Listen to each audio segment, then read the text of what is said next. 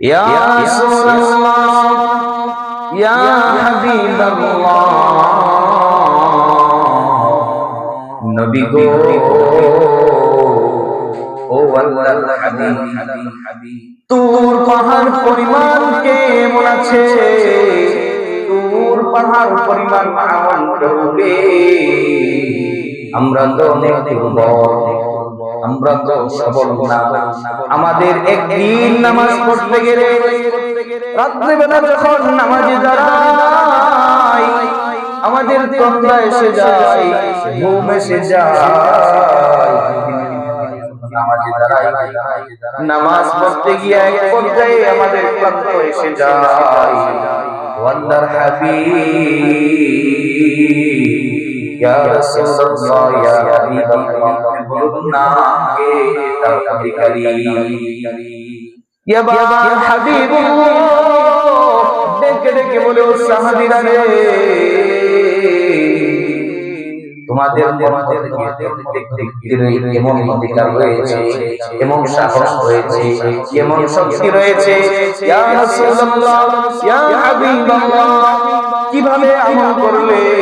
কোন আমল করলে কোন ব্যক্তিরা এই পাহাড় আমল পেয়ে যাবে আল্লাহর হাবিব সাল্লাল্লাহু আলাইহি ওয়াসাল্লাম ডেকে ডেকে বলে সাহাবীরা রে সুবহানাল্লাহ আলহামদুলিল্লাহ আল্লাহু আকবার লা ইলাহা ইল্লাল্লাহ এই যখন কালিমাগুলো বলতে থাকো তোমাদের এই কালিমার ওজনগুলো ওই তুর পাহাড় পরিমাণ নয় ওই পাহাড় পরিমাণ থেকেও আরো অনেক অধিক সওয়াবের অধিকারী থেকে হয়ে যায় সুবহানাল্লাহ বলে এই যে সুবহানাল্লাহ বলছেন সাথে সাথে একটা গাছ জান্নাত চলে গেছে এই যে আবার বলছেন আবার শুনলে আবার বললে আবার লাগবে কি একটা ব্যবসা লাগিয়েছে আল্লাহ বান্দাকে খুঁজে বান্দা আয়া আমি আল্লাহর দরবারে আপনার জন্য দুয়ারে করেছি দুনিয়ার সমস্ত মানুষ দিন শেষে রাত্র যখন শুরু হয়ে যায় রাত্র যখন শুরু হয়ে যায় দুনিয়ার শুধু মানুষ নয় গরু ছাগল গুলা সমস্ত মাখলুকাত গুলা ঘুমায় সমস্ত পাখিপালা হয়ে যায় কিন্তু আমার আল্লাহ এমন আল্লাহ আপনার আল্লাহ এমন আল্লাহ দিনেও যেমন মাখলুকদেরকে দেখে তার বান্দাদেরকে দেখে আল্লাহ বলে বান্দা আমি দিনে যেমন দেখি রাতে বেলাও তেমন দেখি বান্দা যখন ঘুমিয়ে যায় বান্দার কখন কি লাগে আমি আল্লাহ বান্দা যখন গুনাহ করে আমি বান্দার দিকে তাকাই জমিনটা বলে আল্লাহ আমার বান্দা তোমার সাথে নাফরমানি করতেছে আমার সহ্য হচ্ছে না তুমি দোষ অনুমতি দাও আমি আল্লাহ তুমি মানুষকে তৈরি করো নাই আমি এই আসমান বানাইছি কুন ফায়াকুন বইলা জমিন বানাইছি কুন ফায়াকুন বইলা আমি আল্লাহ এই সৃষ্টি বানাইছি কুন ফায়াকুন বইলা চন্দ্র বানাইছি কুন ফায়াকুন বইলা সূর্য নক্ষত্র গ্রহরাজি সব কিছু বানাইছি আমি আল্লাহ কুন ফায়াকুন বইলা একমাত্র মানুষকে বানাইছি বড় হাদিস বইলা এই মানুষকে আমি সুন্দর করে বানাইছি আল্লাহ বলেন সূরা 3 এর মধ্যে আল্লাহ চারটা কসম খাইয়া আল্লাহ বলে বান্দা এক নাম্বার কসম খাইলাম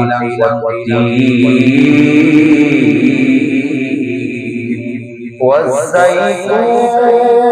ওয়া তুরি সিনিন ওয়া হাদাল বালাদিল মালিক আল্লাহ এক নাম্বার কসম খাই ওয়াত্তিন এক নাম্বার আমি কসম খাইলাম ডুমুর ফলের। কি ফলের? আল্লাহ এক নাম্বার কসম খাইলেন ডুমুর ফলের, দুই নাম্বার কসম খাইলেন তিন নাম্বার আল্লাহ কসম খাইলেন ওয়াতুরি সিনিন, ওই সিনাই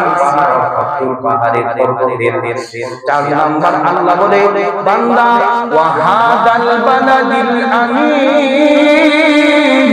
আল্লাহ রাব্বুল আলামিন বান্দাকে সূরা ৩ এর মধ্যে বলে বান্দা আমি চার নাম্বার কসম খাইলাম,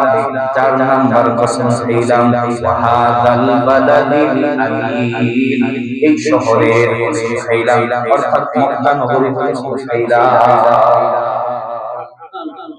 এই চারটা যখন কসম খাইলো,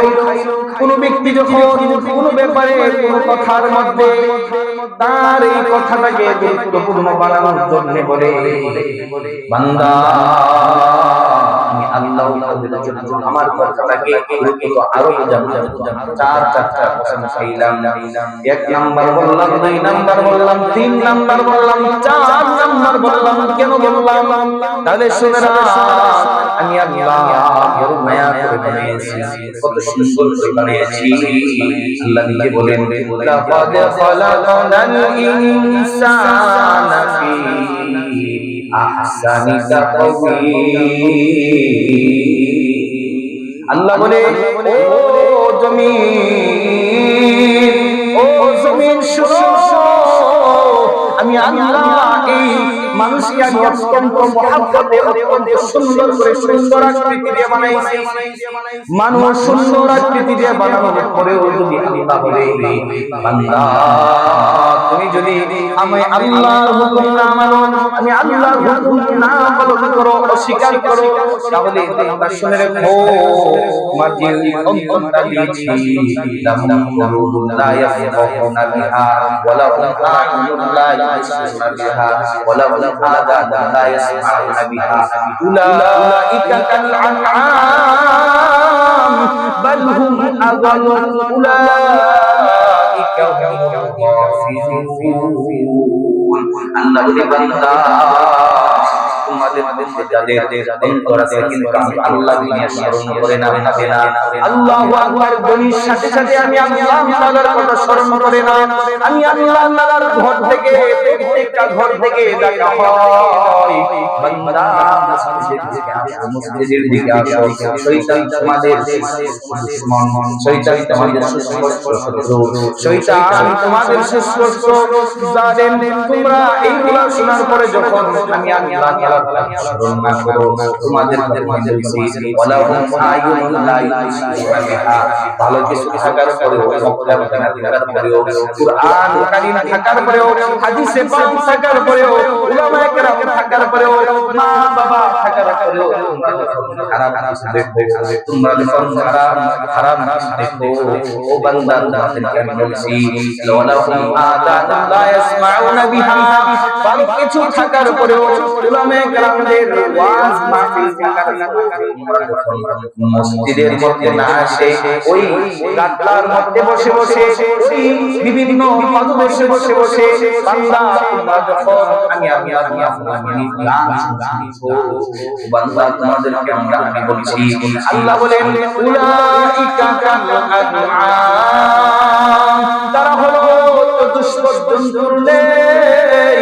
ওই কুকুর যেমন বাদ খায়, ওই কুকুর যেমন খানা খায়, ওই লোক যেমন খানা খায় দিন নামাজ না পড়ে, ওই লোক খানা খায় দিন নামাজ না পড়ে, গান শুনে হারামকে প্রশ্রয় দেয়, ওই লোকটা যেমন উলাইকা কাল আনআম চতুষ্পদ জন্তুর নেই।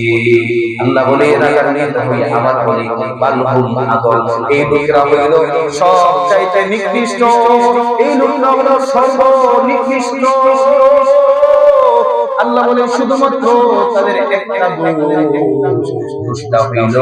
উলাইকা কাল আনআম বালহুম আদল উলাইকা হুমুল গাফিলুন। আল্লাহ বলে তাদের একটা মাত্র শুধু ছিল তারা হলো কাফের মুনাফিক। যখনই মসজিদে আযান হয়, মসজিদে যখন হাইয়া আলাস সালাহ হাইয়া আলাল ফালাহ বইলা বলা যখন কল্যাণের দিকে নামাজের দিকে তাদেরকে আহ্বান করা হয়, দাবি তো করা হয়, বান্দা তখন এই মসজিদ থেকে আযান হয়, বান্দা যখন এই দিকে তার গাড়িটা নিয়ে যায়, বান্দা যখন তার দোকানের দিকে নিয়ে যায়, বান্দা যখন ফুটবল খেলার মধ্যে যায়, বান্দা যখন বিভিন্ন তার সাজির মধ্যে যায়, বান্দা যখন আযানের পরেও তার অনুষ্ঠান কিভাবে সুন্দর হবে এই চিন্তা করে ওই বান্দাকে আল্লাহ বলে তারা হলো বিড়ালের মতো। শুধু কি কুকুর বিড়ালের মতো বলছে না, আল্লাহ বলে বালুহুম আদল এর চাইতে নিকৃষ্ট। যেই বান্দারা আল্লাহর কুদরতে সিজদা করে তারপরেও বিড়ি খাই, সিগারেট খাই, তারপরেও মদ ইয়াবা ফেন্সিডিল এইগুলোর মধ্যে আসক্ত থাকে, ওই বান্দা হলো বিড়ালের মতো। এই আমাদের যে জানোয়ার আছে, এই জানোয়ারের যেমন ভাবে কুকুরের যেমন ভাবে দুইটা পা, তারও দুইটা পা, কুকুরের যেমন ভাবে দুইটা হাত, ওই লোকের যেমন ভাবে দুইটা কুকুরের যেমন মুখ আছে, ওই লোকের মুখ আছে, কুকুরের যেমন দুইটা চোখ আছে, ওই লোকের দুইটা চোখ আছে, কুকুরের যেমন মাথা আছে, ওই লোকের মাথা আছে। শুধুমাত্র একটা পার্থক্য, কুকুরের যেমন লেজ আছে, ওই লোকের লেজ নাই, আর ওই লোকের লেজটা হইল শয়তান। কোন ব্যক্তি যদি শুধুমাত্র জামাত ছাড়ে, জামাত তরক করে, অর্থাৎ প্রত্যেক নামাজের সময় যখন জামাতটা পরিত্যাগ করে, আল্লাহ রাসূল সাল্লাল্লাহু আলাইহি ওয়াসাল্লাম বলে ওই ব্যক্তি হইল এমন যে একটা বাঘ ঘুরতেছে আর বকরির পাল থেকে একটা বকরি আলাদা হইয়া গেছে, আর ওই বাঘটা ওই বকরিটাকে খেয়ে ফেললো। ঠিক এমন ভাবে ওই জামাতের মধ্যে যে ব্যক্তি এক এলাকার মধ্যে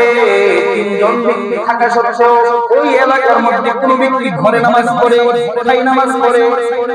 ঘরে নামাজ পড়ে, ওই ব্যক্তির হালত হবে এরকম যে সে হইল বকরি আর শয়তান হলো বাঘ। কোন না কোন এক সময় ওই ব্যক্তি নামাজি ব্যক্তিকে, ঘরে নামাজ পড়া ব্যক্তিকে ওই বাঘ নামক শয়তান এমন ভাবে খাবে, সে আর নামাজ পড়বে না, পড়বে তো তার দূরের কথা। যারা নামাজ পড়ে, যারা মসজিদে ইমামতি করে, যারা মসজিদে আযান দেয়, যারা মসজিদে 5 ওয়াক্ত নামাজের জন্য এসে যায়, আর যারা হালাল কাজ করে, আল্লাহর কোরআনের কথা বলে, নবীর হাদিসের কথা বলে,